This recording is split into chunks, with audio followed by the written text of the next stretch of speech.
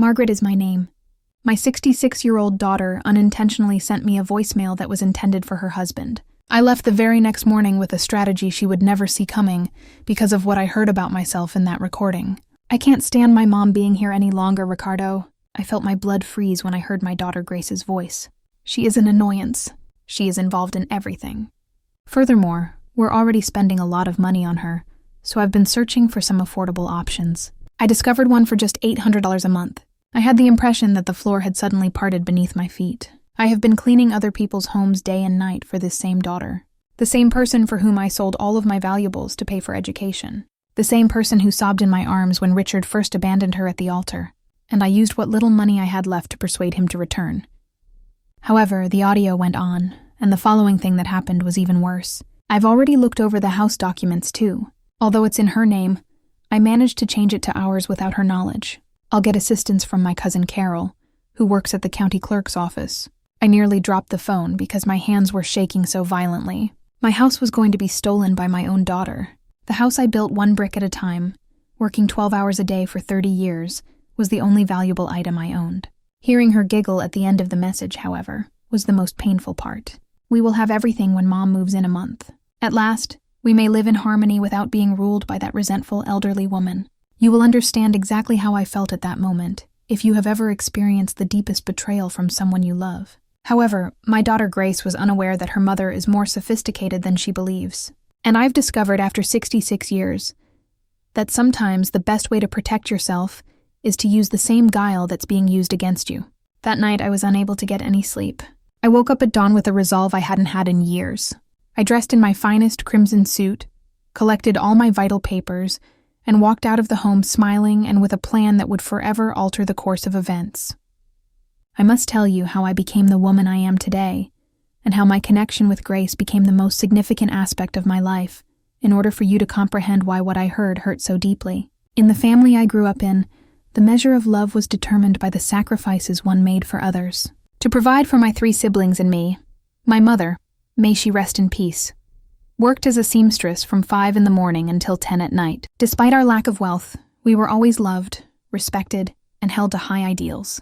While teaching me to sew, my mother, Margaret, would tell me that family is the only thing that matters in this life, and that you should give your all for them. Her father vanished as if by magic when I became pregnant with Grace at the age of 18.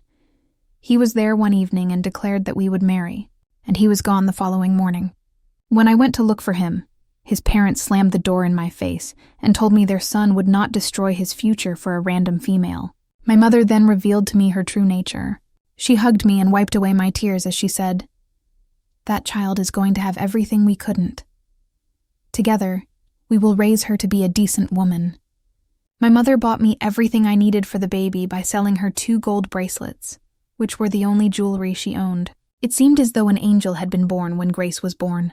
Her smile upped the entire room, and her large eyes made her the most gorgeous baby I had ever seen. While I worked, my mother and I alternated taking care of her. At the age of 19, I began cleaning houses, making a meager $20 a day, but I saved every bit for her. I can still clearly recall Grace's first day of kindergarten. She had her uniform ironed and her shoes shining, but we didn't have enough money for the bus, so we walked. With my calloused hands and tattered dress, I felt little in comparison to the other mothers who arrived in fine cars and costly clothing. However, Grace murmured, "Thank you, Mom," and planted a kiss on my cheek. I knew it was all worthwhile because you are the greatest person in the world. As the years went by, my daily schedule remained same. Get up at 4 bow, make Grace breakfast, drop her off at school, clean 3 separate homes till 6 mo, get her up, assist her with her schoolwork, and read her a tale before bed. I earned extra money doing laundry on the weekends so she could have a better life than I did.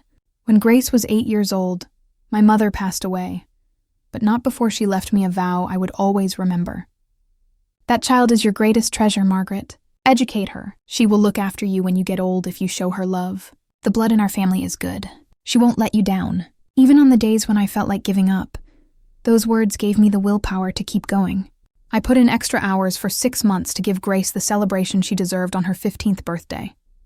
The cost of that event was $3,500. I was saving money to repair our roof, which was leaking. However, It was priceless to witness the expression on her face that evening as she danced and shone in her golden dress. She hugged me and said, "Mom, I don't know how you give me so much when you have almost nothing," that evening.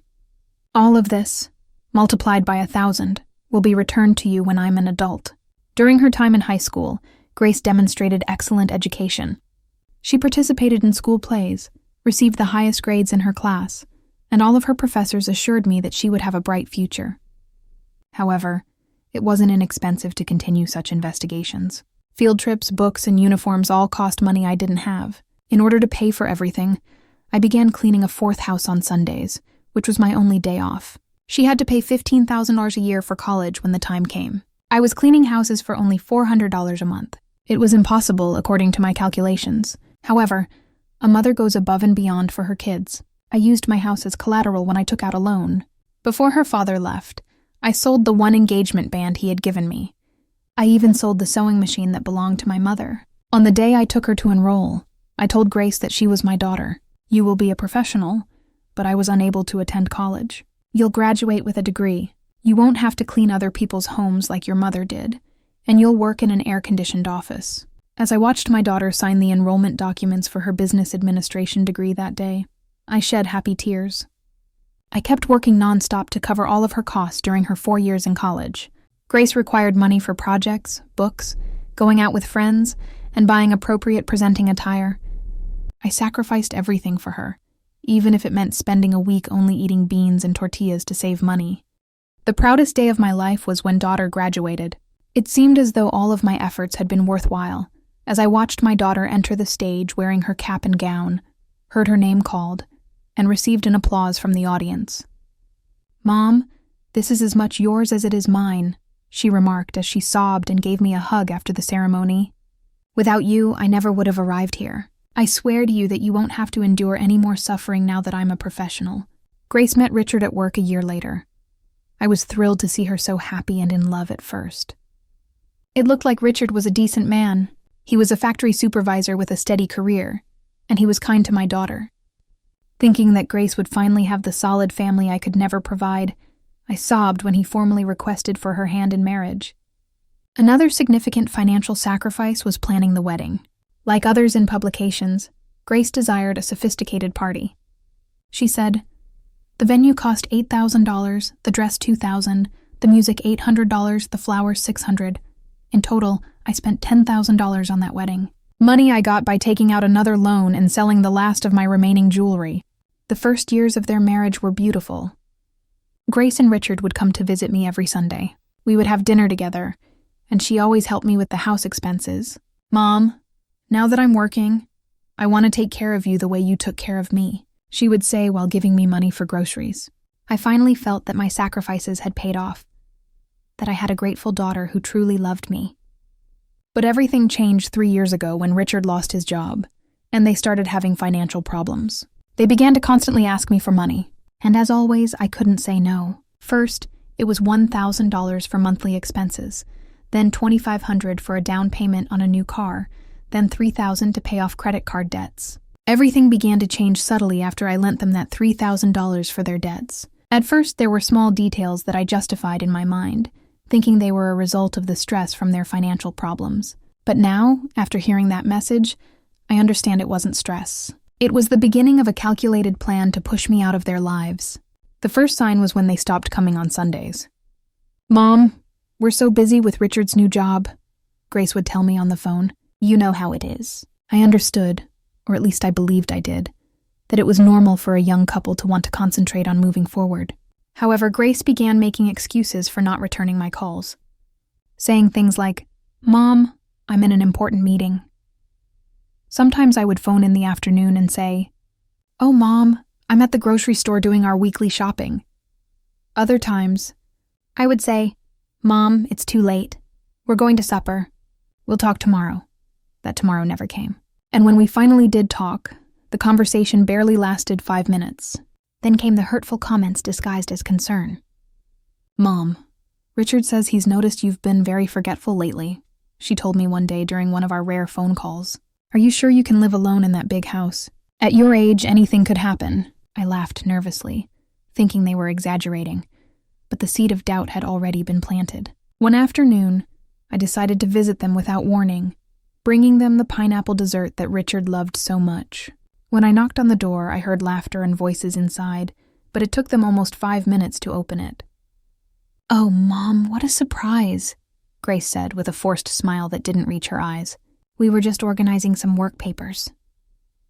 Inside was her cousin Carol, the one who worked at the county clerk's office with a bunch of documents scattered on the kitchen table. When they saw me come in, Carol quickly gathered all the papers and stuffed them into a folder. "Hello, Aunt Margaret," she greeted me with that fake smile she had always had. I was just helping Grace with some of Richard's health insurance paperwork, but I managed to catch a glimpse of my name on one of those documents before Carol hid it. "Why do you need papers with my name on them?" I asked with genuine curiosity. Grace and Carol exchanged a look that I didn't know how to interpret at the time, but which I now understand perfectly. "It's just to update the beneficiaries on the insurance, Mom," Grace told me. "You know, in case something happens to us, you're our only family."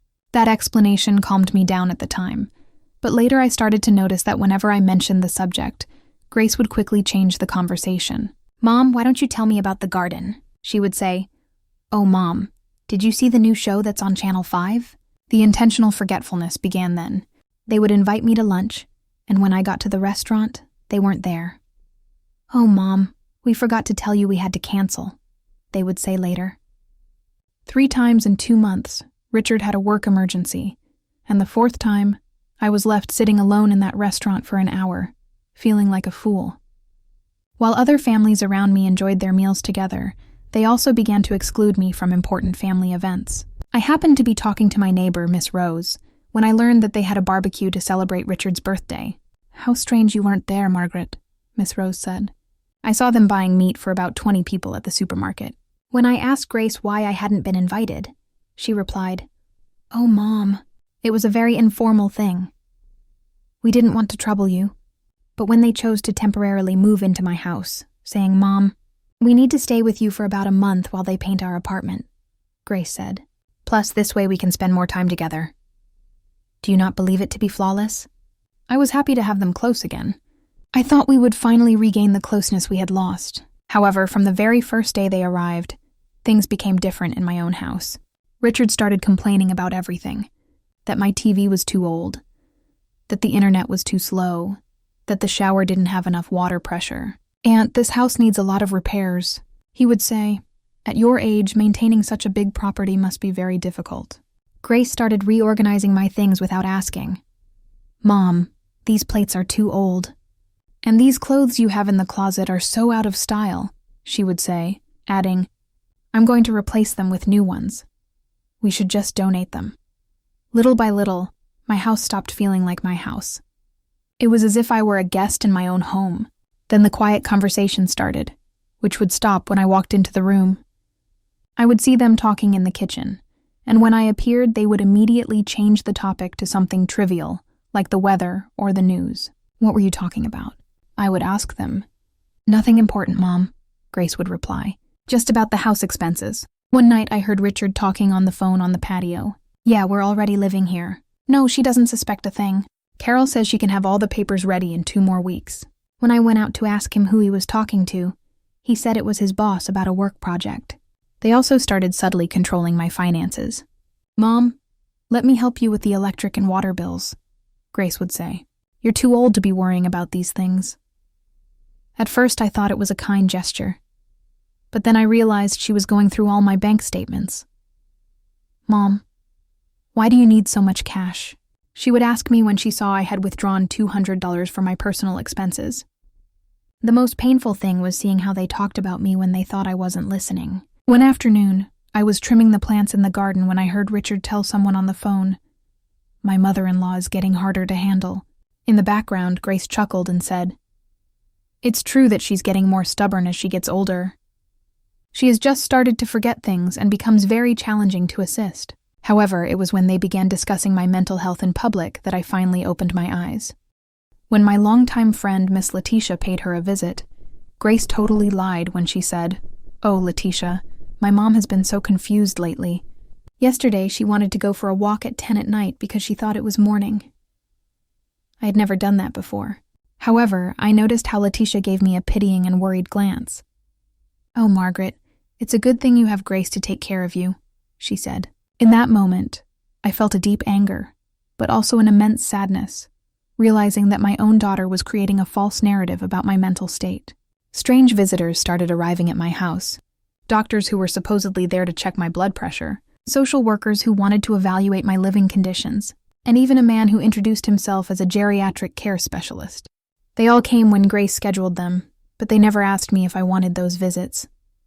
During one of those evaluations, I heard the doctor talking with Grace in the living room. "Ma'am, your mother seems to be physically fine, but I'm going to note in the report that she shows signs of mild age-related confusion." I was listening from the kitchen, completely lucid and aware, while this man wrote lies about my mental state. The tension in the house became unbearable. Every day, I felt more pressure, more control over my life, more hurtful comments disguised as care. "Mom, you shouldn't drive anymore," Richard told me one day. "At your age, it's too dangerous." "Mom, it's better if you don't go shopping alone anymore," Grace added. "We can do it for you." Little by little, they were taking away my independence, my autonomy, my dignity. And the most painful part was that they did it with a smile on their faces, telling me that it was all for my own good, that they loved me so much, and only wanted to take care of me. The moment that changed everything forever came that Tuesday afternoon when my world fell apart with a simple technological error that revealed the cruelest truth I had experienced in my 66 years. That day had been particularly difficult. Grace and Richard had left early, saying they were going to take care of some work matters. But I knew something was wrong. I had seen them talking in whispers all morning, and when I asked what was going on, they responded with those fake smiles I had already learned to recognize. "It's nothing, Mom," Grace would say, "just boring stuff about Richard's job." I was left alone in the house, feeling that pressure in my chest that had been growing for the past few weeks. The house that used to be my refuge now felt like a prison. Everything had changed since they had come to stay temporarily. My routines, my spaces, even my way of living had been altered to accommodate their needs and their secret plans. Around 3 in the afternoon, I was making chamomile tea to calm my nerves when I heard the notification sound on my phone. It was a voice message from Grace. At first, I thought she was letting me know they would be late or maybe asking me to prepare something special for dinner. How naive I was to think my daughter still considered me important enough to tell me her plans. I pressed the play button without imagining that in the next 3 minutes my entire life would be torn to pieces. "Richard, I can't take having my mother in this house anymore." Grace's voice began with a tone of exasperation she had never used with me in person. My heart stopped. Those words spoken with such contempt were like sharp daggers piercing my soul. This was not the sweet daughter who would hug me and say, "I love you, Mom," every time she left. "She's a total nuisance, Richard. She gets into everything we do. Always asking questions, always there. And on top of that, we're already spending so much money on her. I've been looking into some cheap places. I found one on the outskirts that only cost $800 a month. With what we save, we can finally remodel the kitchen we want so badly, and even get new furniture for the living room." Every word was like a physical blow. My own daughter, the child to whom I had dedicated my entire life, was talking about me as if I were a piece of old furniture that needed to be discarded. The $800 the home would cost was exactly what I had been giving them every month for their personal expenses. Money that came from my pension and my small savings. But the audio continued, and what came next completely destroyed me. Also, I've already checked all the house papers. It's in her name. But Carol already explained how we can transfer it to our name without her realizing. It's going to be about $500 in bribes and fees, but it's worth it. My cousin already has experience with these kinds of arrangements. In that moment, I understood everything.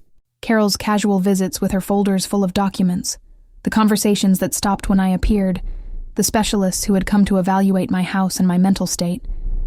It had all been part of a meticulously orchestrated plan to have me declared incompetent and steal my property. My house, the house I had built brick by brick, working 12 hours a day for 30 years, the house where I had raised Grace, where we had celebrated her birthdays, where I had cried when she graduated from college, where I had dreamed that one day my grandchildren would play. That house, which was worth approximately $485,000, and represented all my assets, all my future, all my security. I already spoke with the director of the St. Francis home. Grace's voice continued with a coldness that chilled me to the bone. I explained the situation. I told him that my mother has early-stage dementia and that it's dangerous for her to live alone.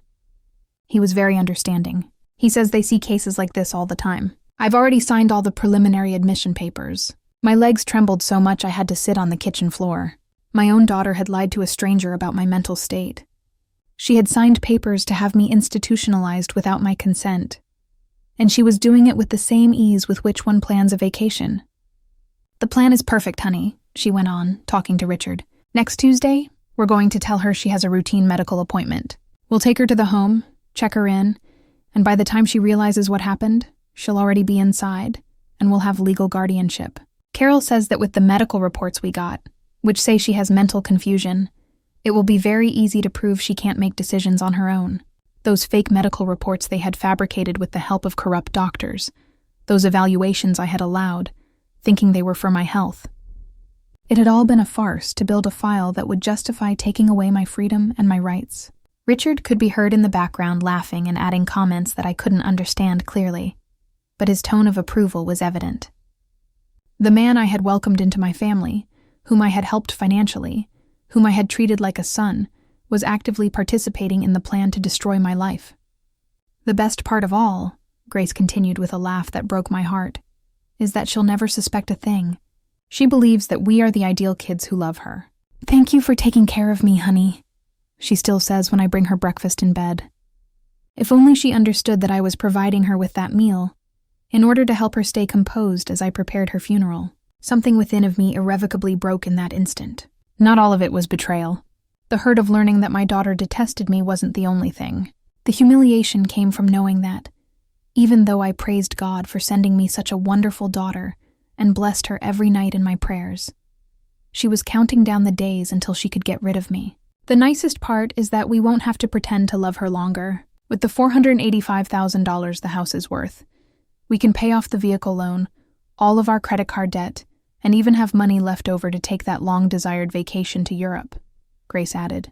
No more feigning to enjoy her awful cuisine on Sundays. No more listening to her recurrent tales from when she was young. Every word was another stab. My food, which I prepared with so much love every Sunday, hoping they would come to visit.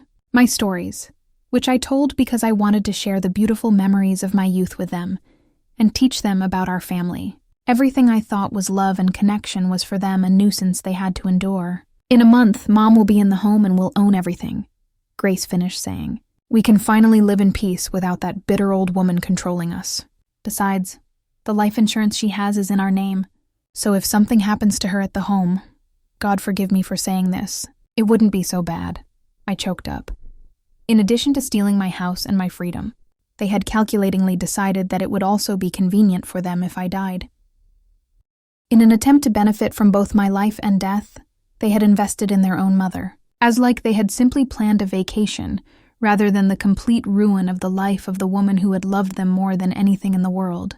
The message concluded with laughter and remarks on the restaurant to chose for supper that evening. I don't know how long I sat on my kitchen floor holding the phone, repeatedly playing the message, hoping I had misheard, that it was a nightmare I would soon wake up from.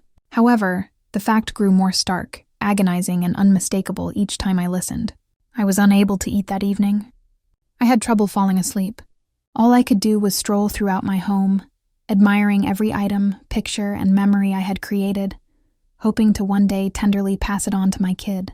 I was now aware that none of it would be respected for the memories it held, and would instead be stolen, sold, or tossed in the trash. However, something started to shift within me as I made my way around my home in the dark of that morning. The anguish and sorrow began to change into something I hadn't experienced in a while. Unadulterated, icy resolve. I was perceived by my daughter as a simpleton who was susceptible to manipulation. However, she had misjudged the woman who had reared her. I woke up at daybreak with a sense of clarity that had been missing for months. I dressed in my finest crimson suit, which I reserved for important events. Before Grace and Richard woke up, I gathered my most critical papers in my purse and walked out of the home. I had a plan and they were unaware of it. I woke up at precisely 5 o'clock that morning, as though my body sensed that it was the most significant day of my life. I had been preparing every phrase, every motion, and every aspect of what I was going to do all night. I was no longer the gullible Margaret who had spent months being manipulated by her own daughter. I was going to prove to Grace today that she had misjudged the lady who had reared her. I changed into my red pantsuit, which I had worn to her college commencement. I put on the pearl earrings my mother had left me, carefully applied makeup, and combed my hair in an exquisite manner. Instead of coming off as the helpless victim they believed me to be, I wanted to appear like the powerful, respectable lady I was. I placed a letter on the kitchen table before I departed. To attend to personal concerns, I left early. We'll return later this afternoon. Mom, I love you. They didn't deserve any more information. Therefore, I didn't provide it to them. They had been making decisions regarding my life without my input for months. It was now my turn to take action without warning them. I went to the bank first. I got there at precisely 8 in the morning, when they opened. The manager, Nora, who had known me for 15 years, said, "Good morning, Ms. Baker. In what way can we assist you today?" Nora. She was astonished by my firmness when I told her that I needed to review every transaction in my account for the last 6 months, and that I wanted to replace all of my beneficiaries.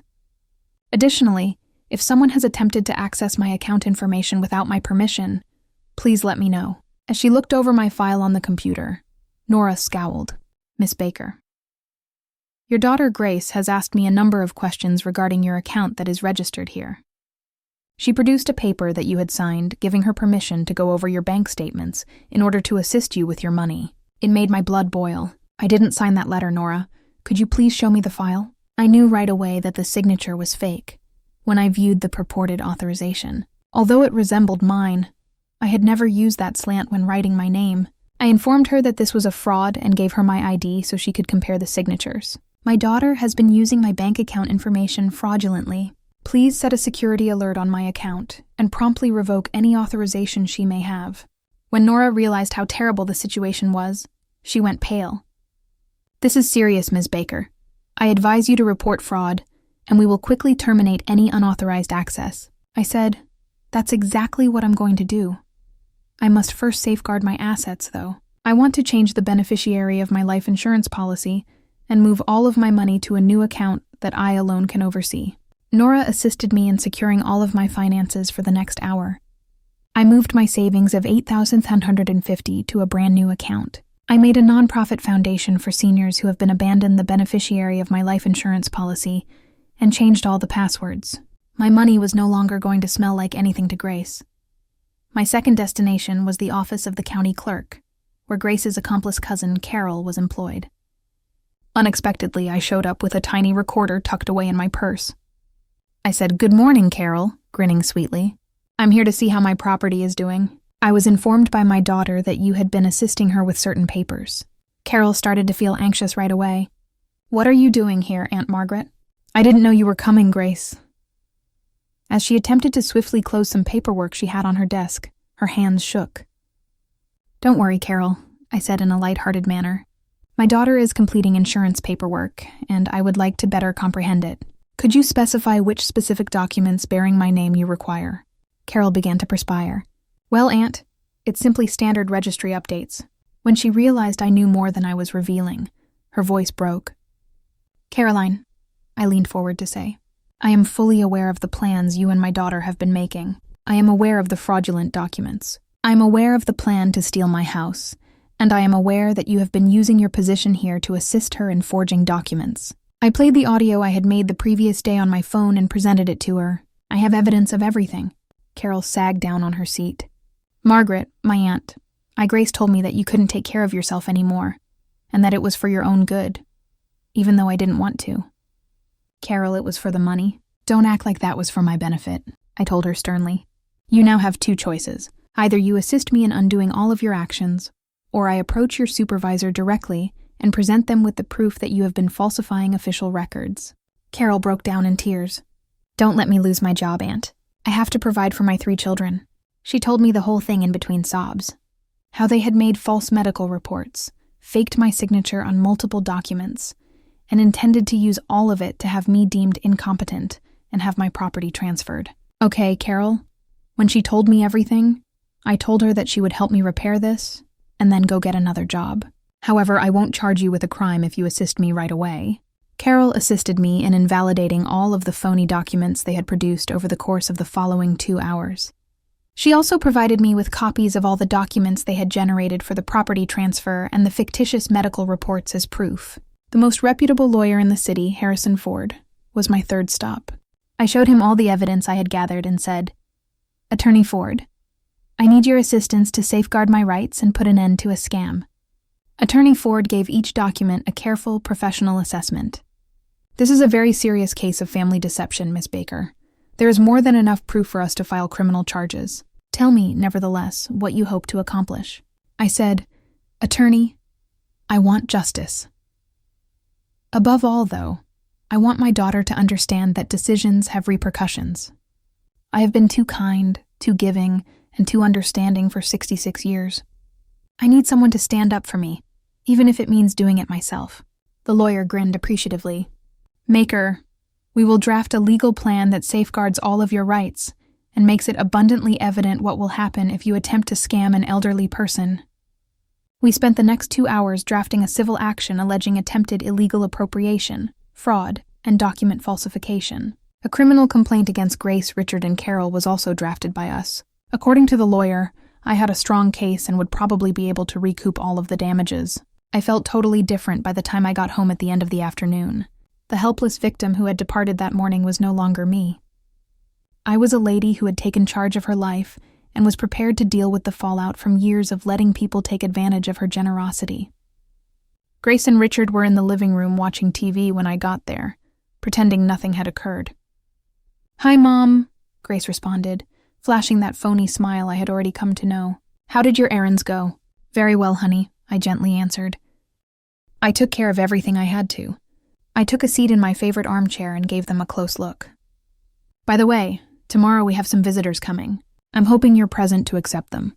"What people, Mom?" Richard inquired curiously. "Oh, you'll see." I smiled enigmatically when I told them. "They are people who are going to help us clarify some important things about our family's future." We ate dinner in solitude that evening. They were unaware of the impending storm, but I knew exactly what would happen the following day. I slept well for the first time in months, knowing that justice was coming. The doorbell rang at precisely 10 in the morning the following day. I responded, "I'll get it," and hurried to stand up before Grace or Richard could do anything. A public notary, 2 police officers, and lawyer Harrison Ford were at the door. "Good morning, Miss Baker," responded the lawyer. "We've come to execute the orders we discussed yesterday." With expressions of total bewilderment, Grace and Richard rose from the couch. "Mom, what's going on?" Grace inquired. "Who are these people?" I said, "Sit down," in a voice of authority they had never heard before. "It's time for you to know the truth." After clearing his throat, Attorney Ford started talking. "Mr. Richard and Monsieur Grace, I'm here on Miss Margaret's behalf to let you know that we have found unquestionable proof of fraud, document falsification, and illegal appropriation conspiracy against her." The faces of Richard and Grace went white. "What are you discussing?" Grace stumbled. "We would never act in such a manner." "Grace," I continued, pulling out my phone, "do you want me to play the voicemail you sent me by mistake yesterday for everyone?" My daughter's eyes were filled with sheer dread as she realized that her flawless plan had been uncovered due to her own carelessness. And I watched all the blood drain from her face in that moment. There was no going back now that the time for truth had come. There was an overwhelming silence in my living room. Richard and Grace looked at me like they had seen a ghost, terrified. They had thought they were in complete control of the situation for all these months, that I was a weak, elderly woman they could handle any way they pleased. They now understood that the woman who had reared them had been totally undervalued. "Attorney Ford," I said, maintaining a calm and assertive tone, "please proceed with the presentation of the evidence." "M. Grace and Mr. Richard, we have irrefutable proof of the crimes you have committed against Ms. Margaret," the lawyer said, opening his briefcase and removing a thick folder full of paperwork. He set the initial papers down on the coffee table. "First, let's talk about the fakes." Grace had signed a document at the bank allowing her to access my funds, which he showed her. "This is her real signature," he continued, gesturing to my identification. "Additionally, this is the fake signature you showed the bank." When compared side by side, the disparities were clear. Grace stumbled. "I don't know what you're talking about." She was obviously lying, though, because her voice was shaking so badly. Mom was forgetting to pay the bills, so she asked me to help her with her accounts.